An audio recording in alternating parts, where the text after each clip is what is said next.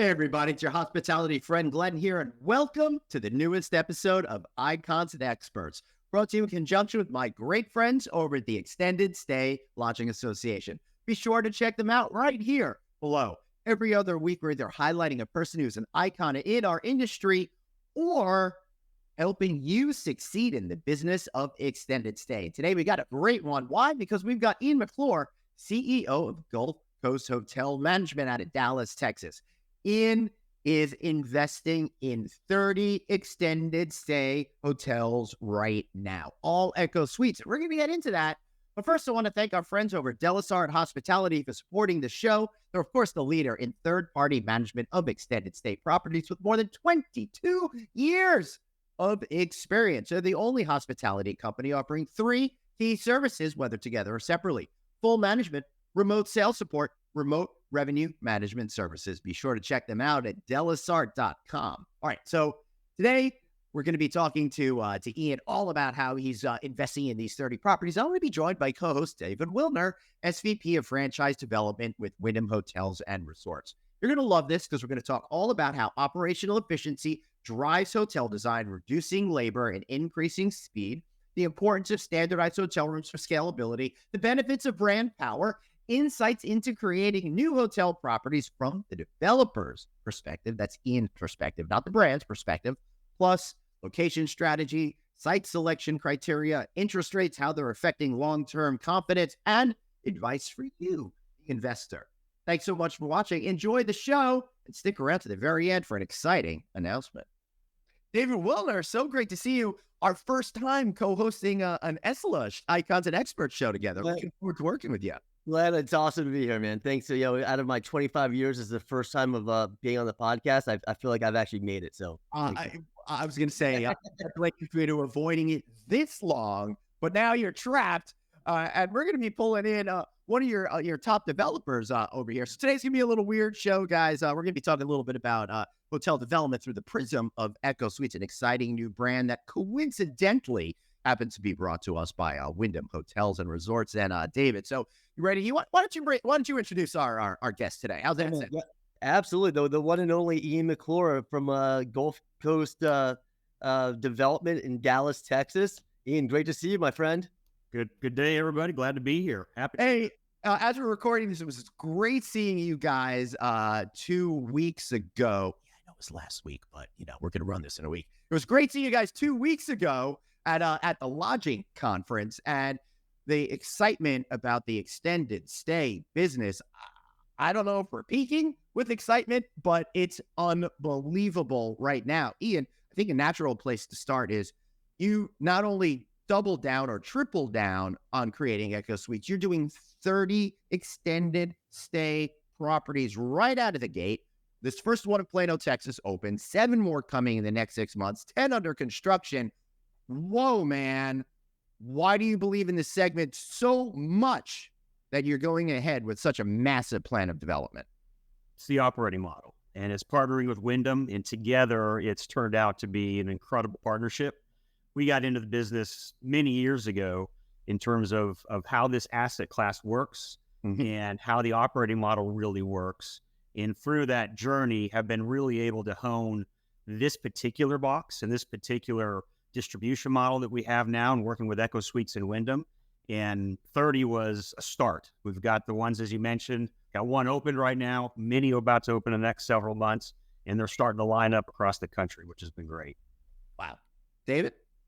Yeah, so Ian, why don't you walk us back to when we first met and when you first started engaging with Echo? I remember that first development meeting, and we learned a lot from you. I think our jaws dropped when we really kind of started turning on the light bulb of what this segment is with your help. Why don't you go back to that first development meeting? Ian, so before go to that, but also, what did you know about the segment walking into that meeting at that particular point in time? So let's take it a bit step back of how I actually got into the segment, which is a big portion of how we get into this meeting with Wyndham as well. We started, we're not really hoteliers. We were retail multifamily developers. And this was, I guess, back in 2007 when we started looking at this particular segment. It came to a part to where it really made a lot of sense from the operating model, the number of employees that were involved in it. And 2007, we know what happened in 2008. The world pretty much ended, unlike COVID, but the financing world ended. Well, so you were already thinking about this way back then. That's insane. Nobody was talking about extended stay at that time. Sorry, Ian. No, it was a multifamily play is how we looked at it. So when COVID hit and this asset class performed incredibly through, when the Great Recession hit and it performed incredible through the Great Recession, we started developing right after that. And it was 2010 and really took off from there. That's fascinating. It took another global crisis for the rest of the world to understand, but at this point, you did. Yeah, no one really knew about it. We were struggling to get financing, struggling to kind of explain what this concept was, and struggling really to educate just the investment community on what extended stay was. Right. So fast forward to COVID, and the light was shot on it. Everybody saw it. It was like, oh my gosh, this is the best thing since sliced bread. How do we get in? Prior to that, we started talking with the folks at Wyndham. They approached us kind of during COVID, as a matter of fact, said, we're looking at moving into the segment, right, trying to put together some of the larger and more experienced extended stay developers, which they approached us and said, we're putting together a meeting in New Jersey for about 6 or 7 of you guys who'd like to come in and talk to us, because we're at the point, just so people know, Parsippany is where Wyndham is located in New Jersey. Sorry, Ian. Correct. No, exactly. So we show up not knowing what to expect in the corporate office, and they had obviously a wonderful institutional quality presentation put together of here's what we're looking at building. Right. Here's the concept. Here's how it all goes. And you had a bunch of us developers in the room, me being one of them, kind of looked at the renderings and said, that is an amazing, beautiful product. It had cantilevered fronts everywhere. It had architectural articulations. It was just an amazing product. David, I sense a butt coming. Yeah, so but I'm not going to build that. Right. So what happened from that point on was amazing. It's where us developers sat down with Wyndham and said, here's how the concept really works. Here's how the operating model really is. Let's work together and collaborate together to make sure that we can come up with the right type of box that developers like us are going to go build. And Echo was born out of that. And there was a lot of thought that went into that along that journey to see that picture that you're seeing behind you right there. That's interesting. David? So Ian and Glenn, when you're looking at any new prototype to build, what were some of the things, and what are some of the things that you're looking at now when you're building an Echo or any extended stay that is important to you from the actual physical plant? So again, we're in this at a multi-unit project. This is a situation to where we're not going to go build 1 or 2 of these. And Glenn, you mentioned earlier, we've signed up to build 30. We've got 10 in the ground, 1 already open, and many behind it. So what we look for is our ability to scale these quickly. We don't want to think when we move into a new city, like, what's the room mix going to be? How many singles are we going to have? How many doubles are we going to have? What is the architecture going to look like? These are very purpose built. The concept works. Don't mess with the box. So what we look for, to David's question, is I want to make sure that I can recurrently develop this box in any market that we're going into, and other developers can do the same. So that's where Wyndham and us really work together on making sure that it had the right room mix. We've got a majority of double rooms in this because the double rooms sell way quicker than the single rooms. I can always sell a double as a single. I can never sell a single as a double. That's right. So you've got 60+%, close to 70% of double rooms. All of the beds are queen size beds in it for ease of operation. So we're reducing labor. You don't have to think of, room 221 is a king or a twin. Room 211 is going to be this. It's really speed of operations that really we look for in the development, even in the operation side. That's very interesting point, because the whole idea of the extended stay segment is that labor model, but you're taking it a step beyond that as well. So it's not just looking at how many people it's going to function the box, but you're looking to take out seconds and minutes and ultimately many hours from the overall process right at the start. I mean, absolutely. We ran labor models, not just of, hey, we can only operate with 6 or 7 FTEs, full-time employees, which we do. We actually ran labor models in the room to make sure as the housekeeping staff are cleaning rooms, what is the most efficient place to put the FF&E in the room? How is the FF&E actually designed to where they're not having to move dressers or nightstands? They're all up off the ground. How is all this designed to make an efficient room to clean quicker and move through that? So a lot of thought goes into that a guest wouldn't see, but developers like us, it's an important aspect of how and why we're in this space. That's pretty fascinating. So, David, what's it like working with a partner like that to help create a brand? And I will tell everybody out there listening or watching that over the last 15 years, the major hotel companies have really done a great job at bringing in the stakeholders to help when they're redesigning products or creating new products to get that ownership mindset in. And it sounds like Ian calling you guys to task with the first version of this really helped you reframe your thinking in that regard. No, absolutely. I mean, first off, it's a privilege working with people like Ian. We knew what we didn't know, and we're not going to create something in a boardroom in Parsippany, New Jersey, without knowing is it going to work? Is it going to appeal to not only the guests but more importantly to the developers? Right. So we were listening. We listened, and I believe we actually then took what we heard and implemented it. And that listening always and learning always happens. I think, and I'm sure Ian would agree, we learn from our franchisees, we learn from our developers. And, when you stop learning from your developers and you think you know it all, you're probably going down the wrong path. Yeah. So Ian, why not just go out on it your own? You're doing 30. I know another company out there that's not affiliated with a major hotel company that wants to do that and more.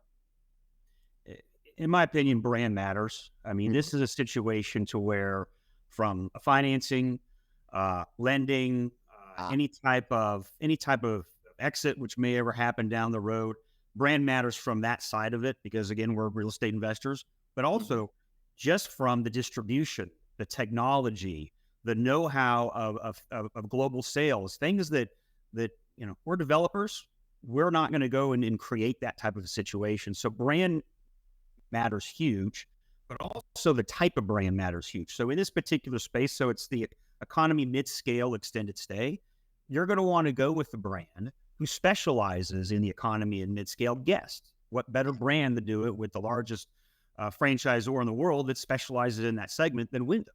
So it was an easy relationship for us to put together, but brand, in our opinion, 100% matters. I mean, there's a distribution model behind Echo, even though they're brand new, that is filling up our first hotel right now. Which makes a whole lot of sense. So again, for everybody out there, you're not just plugging into the Echo Suite system, you're plugging into the entire world of Wyndham and those guests. So that makes it for you, you're not starting from ground zero. You're starting from ground, however many millions of members are in that group. David, I'm curious as to how did you actually get to know Ian, and what was that process like getting them to commit to so many different properties? So, it was interesting, several years ago, even before we started the development council that Ian was instrumental on, it was Ian actually telling Wyndham what we're not good at, and which was great. That just gave us the opportunity to listen to Ian and say, how do we get better at this? And, I think through that, great relationships were formed. And, we just really started taking off with the development council, with Ian's first opening, and now 10 more under construction. So, we continue to listen. I think, Ian, aren't you going to Dallas tomorrow as well to meet with some of our not only Echo developers, but our design, construction, brand leaders, and global sales team? Exactly, Glenn. I mean, a great example of how the developers and Wyndham are really working together. So there's 2 Echo Suites open, 20 plus physically under construction, a number about to open. We reached out to Wyndham and said, all right, now that we have so many under construction, we've learned a tremendous amount, we being the developer, where we need to go, how this is happening. We want to build these more efficiently. We want to build them quicker, and I want to build them less expensive, which is without bringing down any type of quality. So Wyndham is bringing in all the architects, all the senior executives, and we have a 2-day meeting actually in Dallas this week to literally go through where the studs are. I mean, getting very detailed on that, but also how the operating model works and everything. So, Right. So it's one of those situations to where Wyndham just doesn't stop, and this brand doesn't stop evolving. As you build them, things change, and you can get better. Is what it is. Yeah, I love that. Taking the idea and reevaluating it, see where you could find more efficiencies within it. But what about location? What made you go with Plano? And I'm sorry for this. Is it just not some Plano market? It's big down here in Texas, so you need to come on down and see it. It's everything in Texas is definitely bigger. So what we look for from a location standpoint is density. We've got a tremendous amount of areas within the country you can look at, but for an extended stay to really work, you need to have a lot of activity going on. So it's not just one demand driver. It's going to be traveling nurses, construction workers, people in town that are relocating to the market that don't know where they're going to live. People are going to be here for 7 to 14 days that are on a different type of a job. So you need to find locations like a Plano, Texas, that have a number of those issues going on where people are relocating and going from that aspect of it. The CHIPS Act, the infrastructure bill. Just ask me my next question.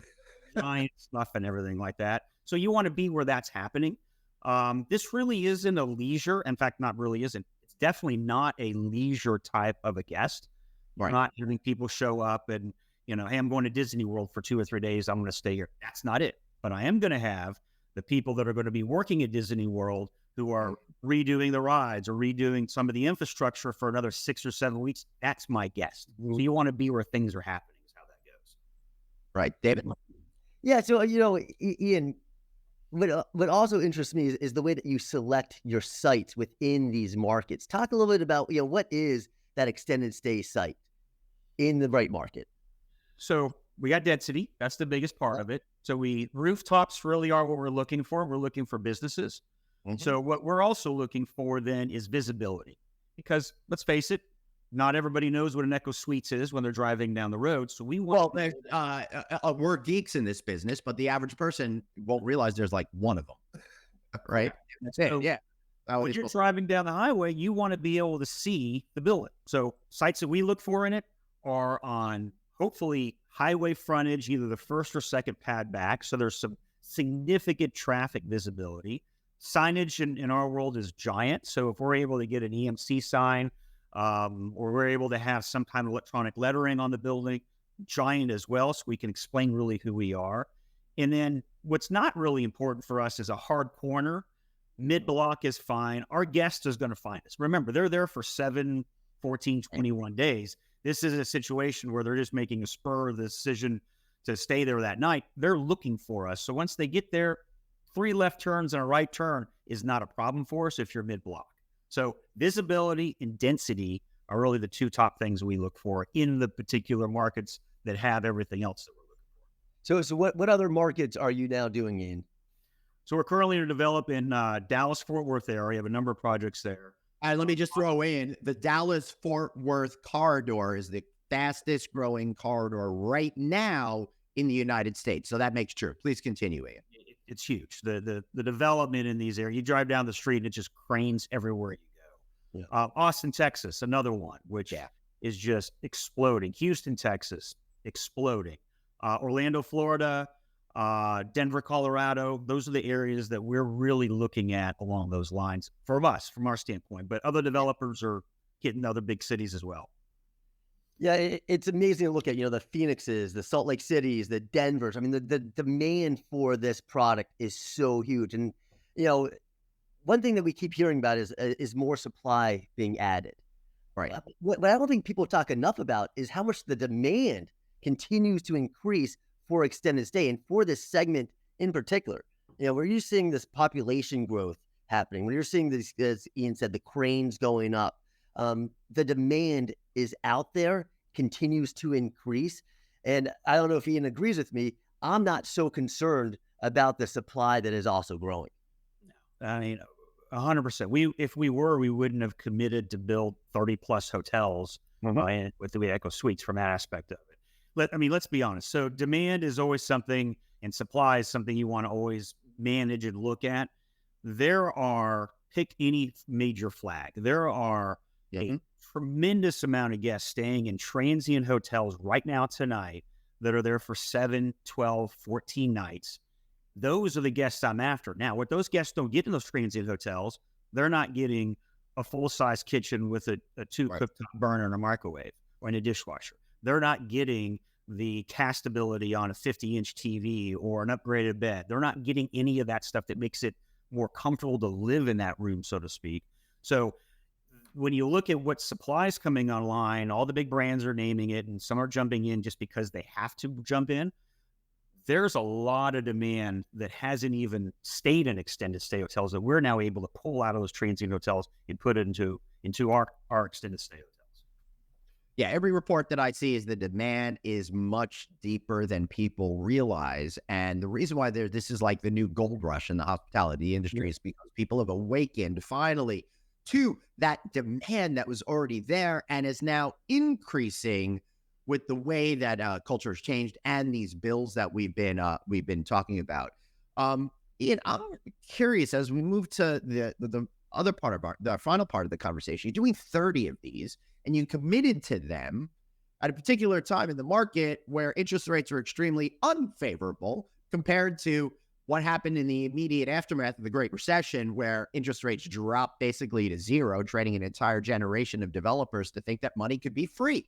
Now that that's not the case, your confidence must be extremely incredible to have committed to 30 before these interest rate cuts that happened just a few weeks ago. Correct. I mean, from our perspective and from our investment thesis, this is not a 12, 36, 5-year play. This is a very long-term investment. Interesting. It's strategic with Wyndham. It's strategic in the asset class. We see through elections.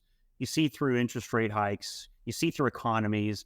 I mean, since I've been involved in extended stay, I've been through two of the worst shocks to the U.S. economy that's happened with the Great Recession and COVID, and this asset class came through with shining colors. So I don't know what else you're going to throw at this asset class. From our perspective, interest rates go up, construction costs go up, but I can tell you for sure, whatever we build today, it's going to cost more money for us to build 5 years from now. That's a great point. Great, but I don't think anyone opens a hotel and says, you know what, I should have waited 2 more years to build it because it would have been a lower cost to build. I mean, and that's where you have to make sure your operating model is right. You have to make sure you're partnered with the right flag and team, and from an executive standpoint. And then in reality, all the other stuff from construction costs, interest rates, that all flows through and works fine. I mean, if you build a good deal, the deal works. Right. But then get a little, thoughty here. Why do you think so many people within the hospitality industry just sit on the sidelines and keep waiting for that perfect moment that doesn't ever seem to arrive? They're scared. I mean, God run. Investing money in building hotels takes time, and it's a situation to where you have to have conviction to go forward with it. We know this operating model. We know who we're working with David and the Wyndham team. It's just a no-brainer from our standpoint. So as long as you stick to that, and just as a quick side note, you've got everybody jumping in, and it's a situation to where a lot of the transient hoteliers are coming into this market. We haven't talked much about it. We will. The operating model is humongous. That's the only thing that makes this work is the operating model. Right. And it's getting into cleaning the rooms every 2 weeks. It's running it with 6 or 7 FTEs. If you build an extended stay hotel and run as a transient hotel, you got a transient hotel with kitchens is what it comes down to. So the long and short of it is you got to adhere not only to the development model of it, but you got to adhere to the operating model of it as well, which is the best part. Yeah, Ian, I hear this issue time and time and time again. People are opening these brands, and there are some other brands from some other companies that have basically become transient brands because of this issue. How do you maintain or plan to maintain the discipline to not make that mistake? And what words would you have for investors that are considering coming into the space so they don't get scared and make that mistake as well? So the way we maintain it is we look at a number of data points daily and track them, not only from occupancy, we really track extended stay occupancy, or ESOC, which is what it is in our business. Mm-hmm. So I want to know, and our management team wants to know, how many of our guests are staying in our hotel percentage-wise more than 7 days. And that number needs to be 75, 80, 85%. Because remember, we run these hotels, if they're run correctly, at an 85 or 90% occupancy, 12 months out of the year, day in, day out. And if they're not running at that occupancy, you're not able to have that efficiency and that GOP that happens in it. So we look for how long are our guests staying in there. I want to see a vast majority of them, just said 75+% of them, staying there for 7+ nights. That allows me to run that operating model of 7 FTEs to where I'm not having to clean the room every 3 nights. So my suggestion and always urge to new people getting into the business is you have to be incredibly disciplined in this operating model. And I always use this example. It's one that kind of understands it quickly. We had a hotel in College Station, Texas, several years ago, an extended stay hotel. And it's when A&M moved into the SEC and Alabama would come to town. Well, every hotel a year out would fill up at $500 or $600 a night for a 5-night minimum in College Station, and you paid in advance 12 months out. Well, our extended stay hotel would have and could have had that same type of ADR on it, but we actually locked those out and said you could only book a 14 or 21 night stay at our hotel, which basically said they're gone. And we ended up having an occupancy of 95, almost 100% during that same time, with actual people who were coming into the marketplace who were staying for 60, 90 days. And the simple math equation is 3 times 500 is a lot less than 90 times 75 is what it comes down to. Right. Yeah, David, go on. Sorry. Yeah, I was going to say, going back to, when we were launching this brand together, Ian had a great suggestion to us, because it takes discipline, not only from the operator, but also from the brand to make sure that the right people are building it, the right people are operating it. And so with the suggestion of Ian and several others like Ian, we actually put in our franchise agreement an incentive that if you hit an average length of stay of X amount of nights, you get a royalty rebate, because we know what this is, right? And we know that in order to be successful, you have to be true to the model and to the prototype. Yeah, and I think to go to Ian's point, we're really talking about the cost to acquire all of those guests. And if you get into that mindset of trying to get somebody for 3 nights at a time, you've got to fill that room 10 times in a month, as opposed to once, maybe twice. That's a lot of resources right there for your salespeople if they're not identifying the right types of business as well. Ian, before we wrap up, now that interest rates were cut by 0.5 point last month, how does that change your thoughts on what you're doing, if at all? I mean, really 50 bips doesn't change any of our deals. And if it does, I've got too thin of a deal to really make it work. Great point. You start looking at 100, 150 bips, sure. Now I'm paying more attention and we're looking at taking more product back out to market. But in reality, as I said earlier, these deals work when you're able to find the right market, find the right partner to go from it. The interest rates, of course, are humongous, but they really work at a 7.5%, 8.5%, 9% interest rate if you do these correctly. And you can see what's happening in just traditional hospitality development. That's slowed down tremendously, but extended stay development hasn't, and it still keeps going, which tells you the margins that are really in this space. So it hasn't changed our thinking at all, isn't it, in reality? Yeah. David, got anything for this guy? Man, thank you. All right. I mean, I don't think we'd be here without you, Ian, and can't wait to be at your Echo tomorrow and see many, many more open up, man. So you've been doing a hell of a job. Appreciate being here. Hey, Ian, how about giving us one final thoughts on why you love this this segment so much? Durable, recurable income, month in, month out. That's the biggest, easiest thing to leave you guys with. Beautiful. You like money, this is where you want to be. All right. Awesome. Guys, thank you so much. I really appreciate you being here. And also, I guess it appears that I chose the entirely wrong career here, talking instead of investing in extended stay products. I should say this is the first show I don't think we've mentioned Jack DeBoer. So, hey, Jack DeBoer, godfather of extended stay. I want to thank you guys for being here. So what did we learn today? You've got to make sure that if you're investing in this category, you do it right. You find places that have those demand drivers already there. The CHIPS Act, the infrastructure bill, they're helping create that demand that are going to make your hotel successful. Additionally, don't worry so much about those interest rates as long as the numbers pencil out in a way that's more than that 0.5%. And then finally, you've got to really think about keeping the model intact. Don't go for those 2, 3, 4 day stays. Get yourself fixed firmly on that audience. What a great show tonight. I want to thank Ian McClure. I want to thank David Wilner. And most of all, I want to thank you for watching this show. Thank you so much. Oh, yeah, let me thank Delasart Hospitality for sponsoring this episode. And don't forget, they've got a great event coming up on December 4th in Atlanta. More information below. Take care. Have a great day. See you later.